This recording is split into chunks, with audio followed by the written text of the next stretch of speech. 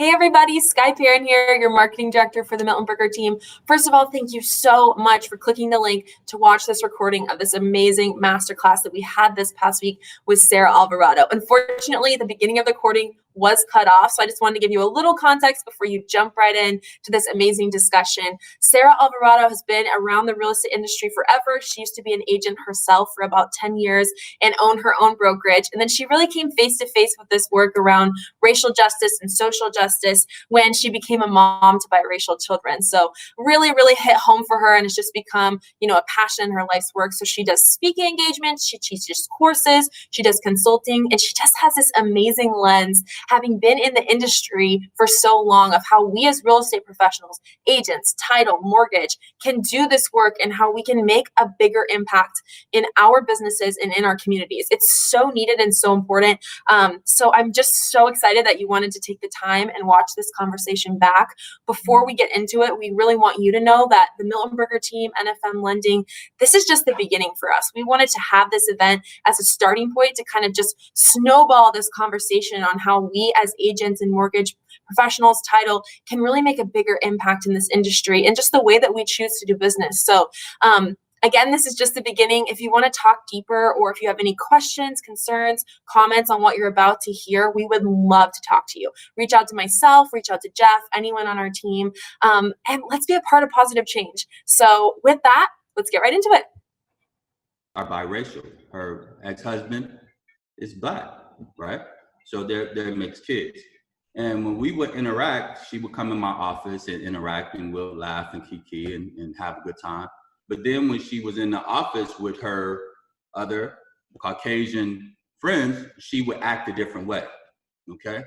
And I had to actually talk to her about that and said, hey, I'm noticing a difference here. And she didn't even realize how she was acting, right? So sometimes it's just unconscious, right? And that's just an unconscious thing. And it's nothing that she meant intentionally, and we had a conversation and we moved forward. So what I would say to anybody is, I don't particularly see, and this is what I was alluding to earlier, I don't look at people from a racial standpoint. I look at people from a content of character. Who are you as a person, right? You're either a cool person or you're a piece of shit, right? I mean, that's it, right? So I would just advise you just to do that. But there are cases where you see injustice being happening or certain things and privileges, you should speak out, right? And you should definitely verbalize that. I think that's the issue. Nobody wants to be handled with kid gloves. Just give the mutual respect, and in exchange with that person the way you would want to exchange. That's how I interact with everybody. I treat you the way I would want to be treated, and I give you the same level of respect. And as you get to know that person, everybody has a different level of how they want to be interacted with, and you don't know, right? That what might be acceptable for me as a Black man might not be acceptable for somebody else as a Black person, right? Yeah. So you have to, right? So you have to gauge that with each individual. But I say be yourself, be genuine, right? And just let it be natural, right? And at the end of the day, it's a mutual respect for one another. You're not over, they're not under, they're not over. Everybody's on the same playing field, and just approach it from that standpoint. And I think people who are genuine will be attracted to you, and you guys will have a genuine connection.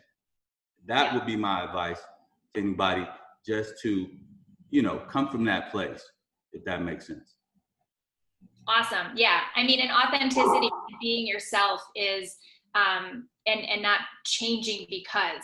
But if you don't mind, I'm just going to run 3 things, since when Jeff was talking, these popped up for me. One of them is my generation. I was raised by hippie parents. So it was that we're all the same. Like, I was raised to see everyone the same, which is colorblind. I wasn't raised to see that we're all the same, but we're not all treated the same, which means that I wasn't raised to notice it. Like, I was actually raised not to notice it, which is where the disconnect and the cognitive dissonance is. So starting from the point of understanding how colorblind is perpetrating racism is one of the steps. And it's not that you're noticing to then treat people different. It's noticing that people are treated differently based on their skin color, but not by the system, right? The system does that, which then makes it. So one of the examples is when redlining was happening and there were these white neighborhoods, and then all of a sudden 1968 happened, and so you could start to buy in, Black people could buy in white neighborhoods. White people weren't necessarily thinking that their Black neighbors were less than them, except all of a sudden their property value was decreased because someone of a different race moved in. So it was the system that then put that in their head that, oh, Black people are impacting the value of my home. Now I'm going to move because they're Black. And so like we think that, I mean, that's one of the ways that we're part of the system, is that it was created in that way. Vice versa. So that is one of the things. And then the implicit biases and being able to notice biases. I think if we're going to be, like you said, Jeff, like, how do I be real and authentic? If we can be real with ourselves and start actually being honest about our biases, then we can learn to reframe them. And then you're a better person, because it might be unconscious, but as you become conscious of it and you can reframe it, you're now able to be in authentic relationships with more integrity. Because then we're not hiding from it. So it's not that we don't have, it's not that, I mean, we all have biases. And some people are like, oh, I'm not biased, I treat everyone the same. Bullshit. That's where your starting point is. Period. Like, go work on that for 6 months and then come back to the table. Also, intent versus impact. Sky, you were talking about this.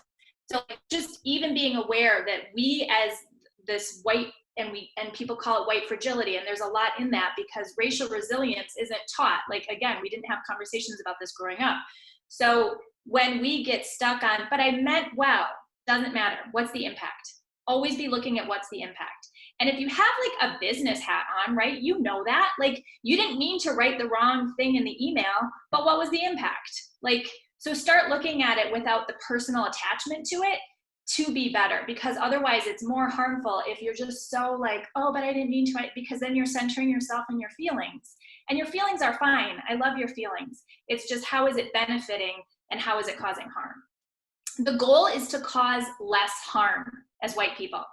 Because if we try to cause no harm, that's a lose-lose. Like, it's how do we cause less harm as we move forward? So when you talk about racial resiliency, can you explain more of what that means? And you say we're not taught it. Where does that come from, and how can we begin to build that muscle and maybe even teach our kids, future kids, that muscle as well? Yeah, so as a white person, I can't speak to the fact that, I'm hoping other people have heard about conversations that Black people have with their kids. Like, they grow up feel like knowing whiteness way more than white people know whiteness. And that is racial resiliency. I mean, if you think about Black people and just as a general group and community, the resiliency is mind-blowing in general. But racial resiliency is specific to conversations. Because white people haven't had conversations, we get scared. We don't want to do it wrong. We don't want to mess up. We don't want to hurt somebody's feelings. So that all is under the umbrella of white fragility. And okay, so I had it backwards. Thank you for clarifying that first. Yeah, so when we're fragile, our feelings get hurt, or we get insecure, or we get nervous, like, and those are all barriers. So as soon as we can break through those and say, I'm gonna fuck up every once in a while, I'm gonna say the wrong thing, but if I am in integrity to repair, that right there is where you start to build racial resiliency. So it's risking your own vulnerability and your own knowing that you're gonna make a mistake, and then moving through it. And the more often you do that, the more you practice that, the more you get into arguments with your Uncle Jack at, Thanksgiving, that's all part of building racial resiliency, in my opinion. Someone might disagree with me, and that's cool too. It's a complicated conversation. And then Sarah, not to dive too far away from that, but we did have a question from one of the realtors. She said, I recently heard a piece about how many lenders' stats still show racial lending bias. I'm wondering if there's a way we can check up on the performance of lenders we are recommending.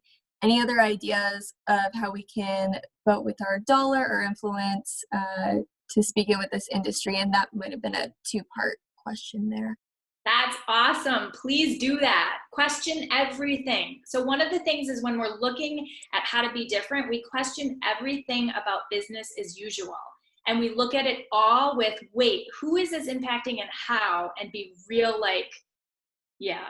So ask the lenders, look at the stuff, look at the appraisals, look at like, question it and say, what are you doing? I don't have all the answers because I'm in the process of questioning everything myself.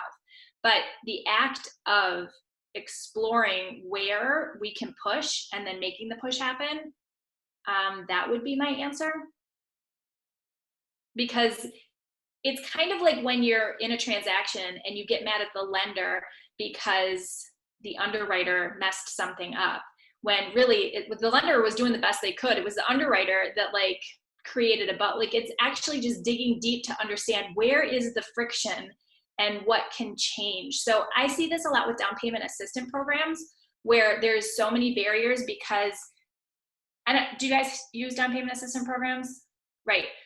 So if you have, well, there's lots of things we could talk about, but if your seller is looking at 3 offers and one of them is a cash offer and one of them has a 30-year fixed financing with 20% down and the other one has a down payment assistance program plus something else layered on it, that's your example of how generational wealth is impacting people and the barriers. So like, how can the seller be like, you know what, I'm going to take a risk on this. But the down payment assistance programs, a lot of them, they're not approved up front. So like everything else might be approved, but then the down payment assistance program has like, I think some of them are federally run and they don't actually look at the file until the very end and they kill deals all the time. So how do we as an industry, how do we as realtors push back on behalf of our buyers?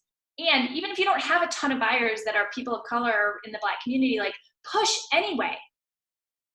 Because the reason we don't have a lot of buyers is because nobody's pushing. I'm sorry, Jalen, what was the other question? Or did that answer a question? I don't even know. The second part. HMDA? Oh, sorry.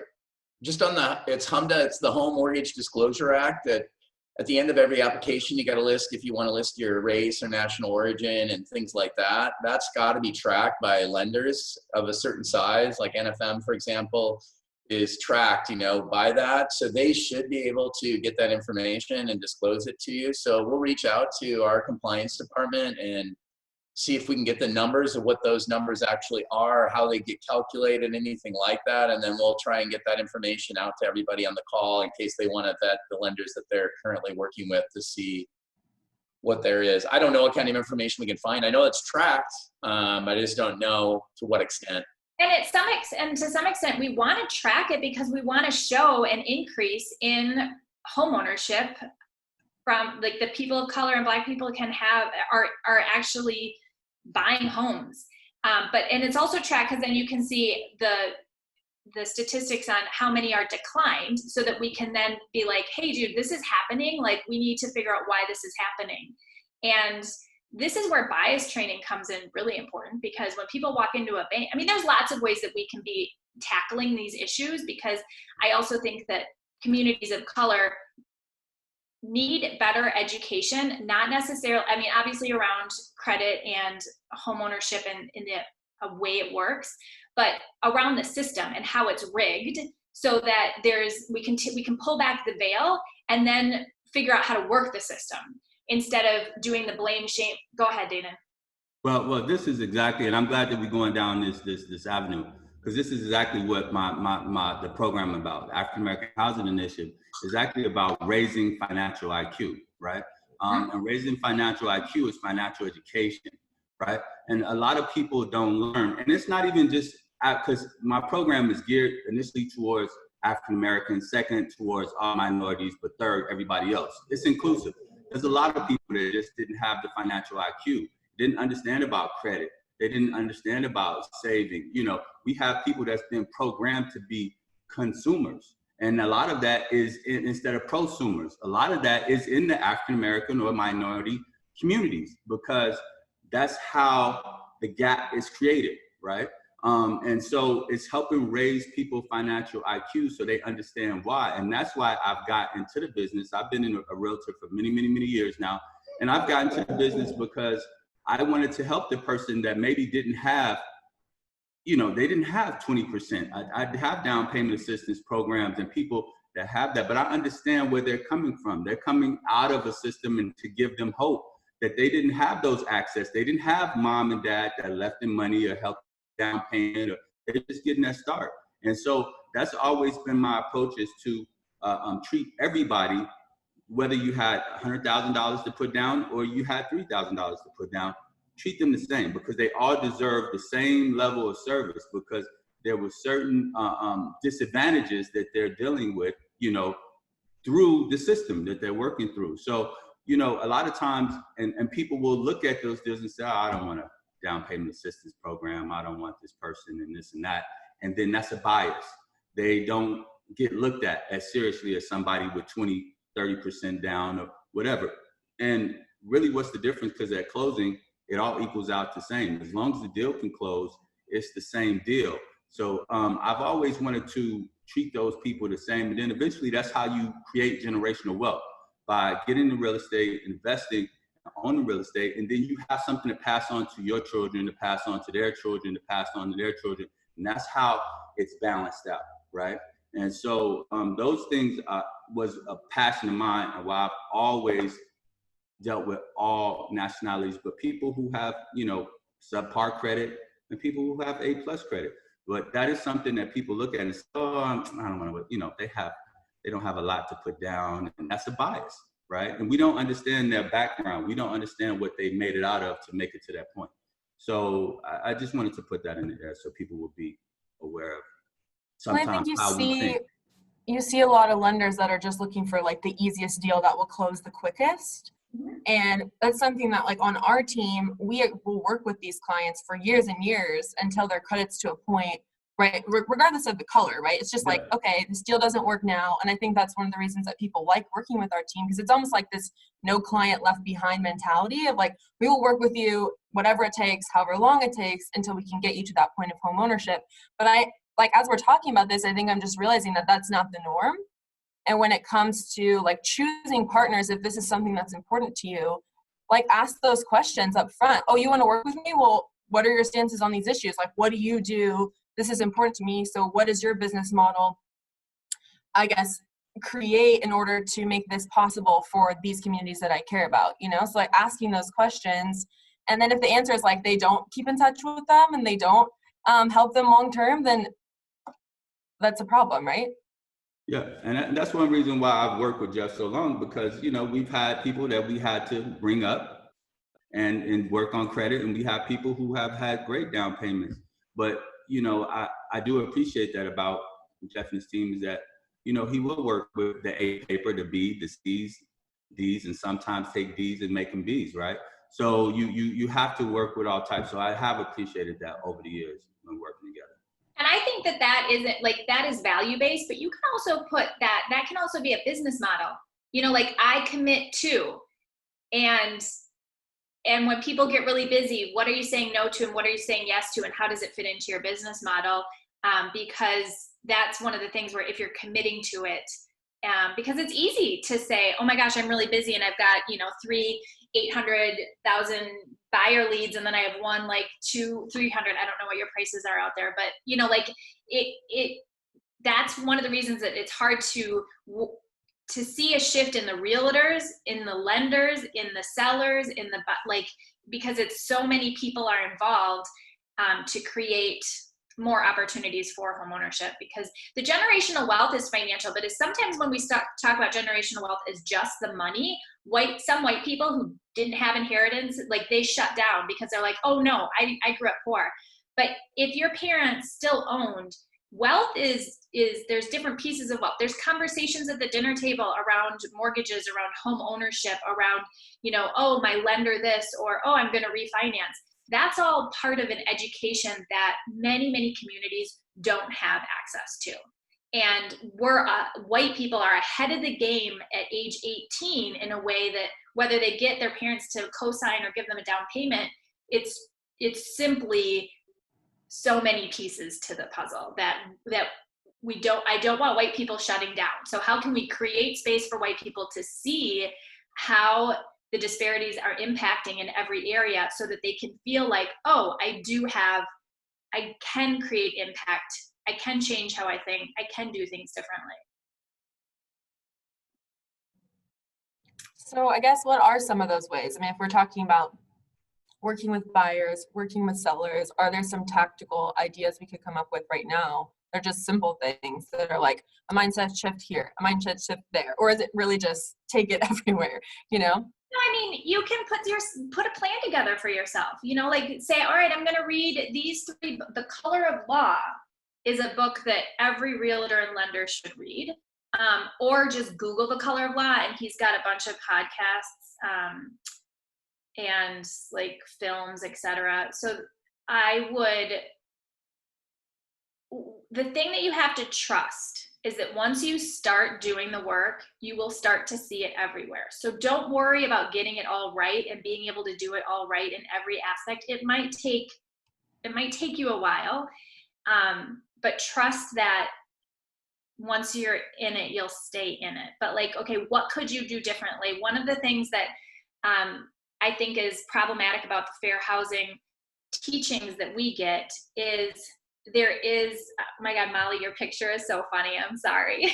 I love it. Is that it's all about like, treat everybody the same, follow these rules. This is what you kind of can't say. And that takes away from the request of white people to think about why they say what they say and why they look at different leads differently, or when somebody calls and they have an accent, maybe my first thought is, oh, this person is going to be low income because they have an accent, or they're not going to, maybe they have an ITIN number, like maybe they don't have a social security number. So all of those thoughts that go through your head, like learning to question that, and then how does that impact what you're doing, and how can I change it? And so it might even be having the courage to have a conversation with your lender when your lender says something that's inappropriate, or question, wait, why? And why is it so hard for, okay, you want specifics. Okay, so the specifics are create a plan for yourself. What kind of education do you want? What kind of conversations do you want to be having? How do you want to, where are you spending your money? You know, like, are you thinking of investing in Black-owned businesses, restaurants? Like where are you contributing? What kind of, even when you look at like the organizations that you're contributing to, you could Google mutual aid versus charity and like go down a rabbit hole on that. What are other things that you could actually do besides thinking differently and educating yourself? I have a suggestion, Sarah, if it's okay. Sorry. So I just a quick story. So last week I called on a home that had multiple offers, and the listing broker was an older person, and he was explaining to me how many offers they had received. You know, that they got 13 offers. Out of the 13, maybe 7 of them were actually properly filled out, and maybe out of that 7, 3 of them were actually good offers. And he kind of made this comment about how difficult it was. So we live in a pretty diverse area. And he made this comment about how difficult it was to understand some of the brokers who were calling him. He says, I'm not a racist, but I'm old and I don't hear very well, and I can't understand these people and their accents. And I was just kind of like, oh. And in that moment, I think that I had an opportunity to maybe make a comment that would have corrected that behavior, or at least called out that behavior. And I didn't. And I am mad at myself, for not knowing what to say in that moment. And that's, I think, where the education and the work comes in. But I don't come across that very often, but I do. And one of the things that I want to work on, in addition to vetting, the partners that I work with and I refer people to, like our title and escrow companies, like other brokers that I may refer to, and also like our lenders, is other brokers in the industry. And just kind of call out some of that old school behavior and be like, all right, well, yes. Yeah. I don't know what I could have said. I guess I can still figure that out, but I do come across comments like that sometimes. And I am going to make a plan about what I will do next time I come across that situation. Yeah, Genevieve, first of all, thank you so much for being vulnerable and sharing that, and for noticing, because once you notice, that's something that you could actually celebrate. Like you noticed that you had an opportunity and you didn't take it, because when you're honest with yourself about that, you're more likely to take it the next time. So like you're gonna get there, but to also not get stuck in like the toxic guilt, because then that freezes people. So like, yeah, feel bad about it for a little bit and then move on so that the next time you're poised better. The other point is to find an accountability partner. So when things like that happen, who do you call to maybe do some role playing? Like, what could I have said? So somebody who's also willing to learn with you. I think that's really helpful. Otherwise we're siloed, right? So like you're doing your own path. But if you can be like someone in your office, like, hey, let's do this journey together. Let's read the same book or whatever. And then that person you can call and say, hey, I had this conversation. What would you have said? What could I have said differently?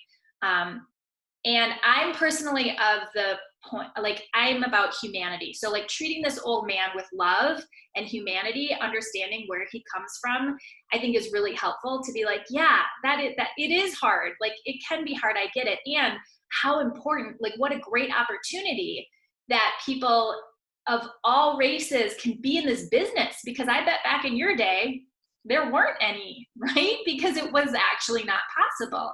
But to be able to play around with that takes courage. So kudos to you and keep doing it. That's why I make it the right way too. Like, you know, like you said, you could get aggressive and defensive and make him feel defensive and aggressive as well and make the situation worse. So if you don't know what to say, I mean, I think it's okay not to say anything because you don't want to get into that aggressive conversation because I think it'll make it worse. But then planning, like she's saying, like role playing and stuff to know the next time something like that happens can be a great thing. And I think we do struggle with our older generation, but what's weird is like their parents or their parents' parents didn't speak English either. They had an accent at some point.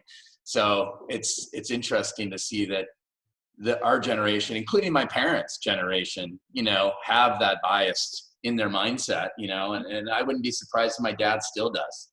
I don't talk to him very often, but I know that generation, like my generation still has some issues, I think, but we've got to train our younger generation. And I think my biggest problem that I've heard on this whole call is I haven't been teaching my kids actively about those things. Like we don't have those conversations because I don't see it as an issue. But part of the problem is everyone around them is white. There is no training them on, you know, Black culture or even, you know, Hispanic culture or whatever other cultures there are. Is like everyone in their high school looks just like them. You know what I'm saying? So I think that's the struggle. What can we do in those situations where we're literally trying to have a conversation with our kids, but there's no examples out there necessarily? Yeah, okay, so thank you. There are tons of examples because social media they're constantly scrolling. And if they're in all of that whiteness, where can they actually see the whiteness? Like sometimes changing white culture is about being able to see it yourself. And so just because you don't live in a diverse community doesn't mean that you can't have the conversations. I also think that we can learn a lot from our kids. Like we, as in terms of our generation, because I think our kids are talking about it way more than we are. So to be in conversation, I actually created 7 conversations with your teenagers, and it's like 7 topics with prep work and then conversation starters, like questions that you can engage with your teenagers, because it is hard for us to start those conversations.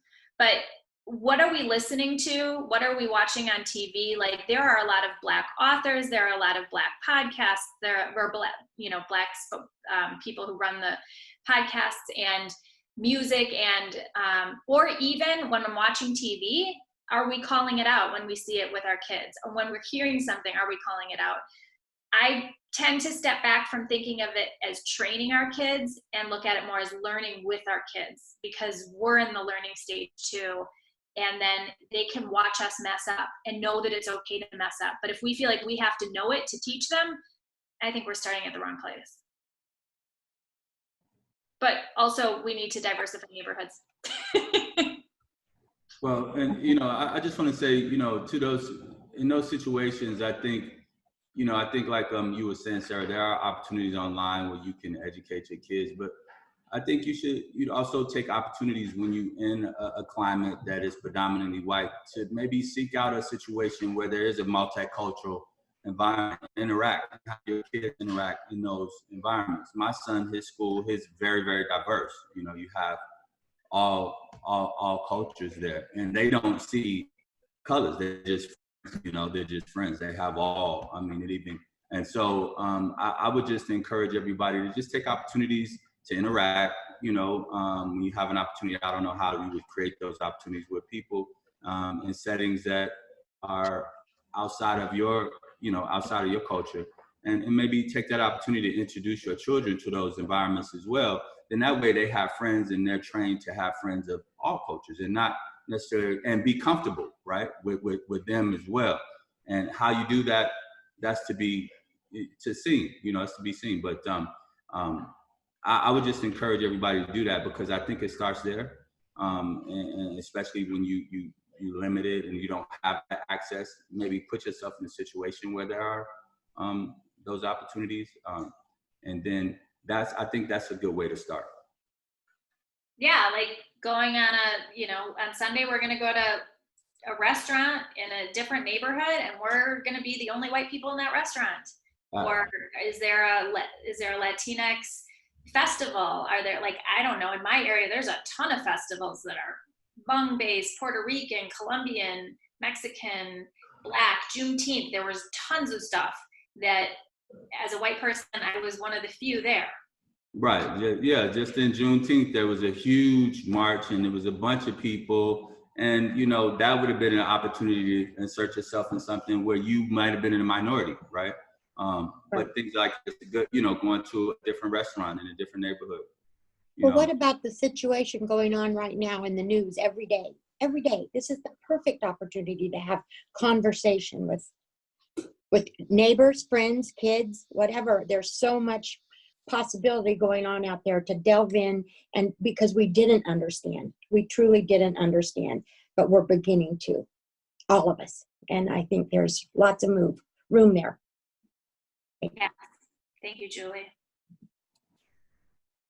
I love it. Well, we're already over on our time, but if there are any final questions, I think we want to have Sara back maybe and she has more content, she has more resources. So we can open up for final questions. And then after that, I would love for you, Sara, to just tell us where we can find all of your stuff, your website, all that good stuff. Does anyone have anything?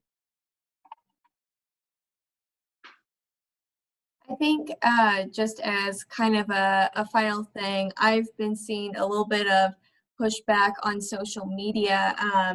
So specifically around Juneteenth, there are people that are saying, hey, educate yourself, learn what this is about and celebrate with us. And then on the other end, there are people like, hey, this is our celebration. Don't you dare try to talk about it or say anything about it, because that's disrespectful. So Sara, can you speak just briefly on that? Yeah, so before I do that, in case anyone jumps off, my website is saraalvarado.com. I have a lot of free resources. I have a real estate page. So if anyone does want to push their broker or their talk to the company and ask them what they're doing, and I can come in and do consulting work or workshops or whatever. So there are different ways to be able to work with me, or just sign up, because I also sometimes I do monthly Q&As, but I don't have any on the books right now. So if you sign up to the email list, you'll get a notification of upcoming things. And I do a lot of work with white women specifically, because that's a whole different dynamic of being the oppressed and the oppressor. But Jalen, is that your name? I'm sorry, covered. Okay. I wrote a piece about Juneteenth. It's a time for celebration for the Black community. And then what can white people do? It's 100 questions, and it was in conjunction with one of my friends who wrote her 100 acts of freedom as a Black woman. And she challenged me, what are 100 acts of truth and reconciliation that white people can do? And so the piece is 100 questions, because it's not a performative to-do list. What I'm hearing is discernment. So what you're saying, and you're going to hear this a lot in anti-racism spaces, is one person feels this way and another, some people say call me Black, some people say call me African American. It's not a monolith, right? And we have to not tiptoe, but literally engage in, okay, this is how this feels for you. This is how this feels for you. And how do you find your place in it? And so it's critically thinking, how I don't want to have a negative impact, and yet I also want to be part of the solution. What does that look like? And that just goes back to that piece of finding your confidence in wanting to do the work. And being able to ask those questions. Is that helpful at all? Because you'll hear that also when people are like, oh, speak up, sit down and shut up and listen. Wait, what am I supposed to do? And that's actually freezes white people a lot. And they're like, I can't win, I'm out. No, discernment. There are times when you speak up. There are times when you shut up and listen. Like, you can think about it and see what the point of that is. Don't go deeper than that. There's the question behind the question. Can we get a copy of that 100 questions? Yes. Yeah, it's a blog post on my website, but we can, if you have an email list, Sky, I can put together a little email with some resources and you can send it out to people. That'd be great. It would be amazing. Okay, I can do that. And there was a couple books. Well, we mentioned the color of law, so we can send out a link to that. And then there was an essay, a case for reparations, so we can send out just some of these educational pieces. I'll put it all on a list for you, and then an email, and then you can forward it. And I recommend a book to the group as well. Yeah. So there's a book called The Person You Mean to Be by Dolly Chu. I read it last year, and Dolly actually came to Seattle, and I saw her speak. And it's basically the subtitle or the sub-headline of the book is How Good People Fight Bias. And she basically has this hypothesis that we all start in this place where we think that we're good because we're not racist, and therefore we don't grow. We don't actually deal with anything that may challenge our own preferred notion to think of ourselves as good. So she recommends that we all think of ourselves as good-ish so that we allow ourselves to grow. And there's so much more in this book. There's a lot about the psychological reasons why we are willfully ignoring our biases. And a lot of it is tied to us just wanting to see ourselves as good people. And if we acknowledge those biases, we have to let go of that thought of ourselves. And so that's, I think, a barrier for a lot of white people. To have to realize that we're not as good as we think we are. And we could certainly be a lot better. And it's just very succinct. So I would highly recommend this book. It's a pretty quick read.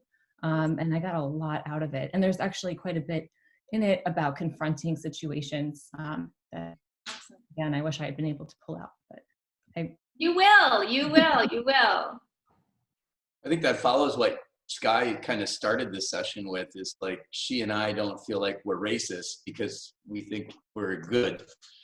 And we got to get that out of our mind and say that, we're goodish, and we just need to work harder to make everybody feel accepted. And this is all, one people instead of a bunch of different people, and look at it that way. So I think that's a great idea. I mean, I think that's where a lot of the problems are. Mm-hmm. I just want to be good, so I'm not racist, and not really you're missing the point at that point. Mm-hmm. Yep. Awesome. Well, thank you for having me. Yes, thank you so much. This is amazing. And we've been recording, so we'll send out the recording too. I know I want to go back through and just dissect it.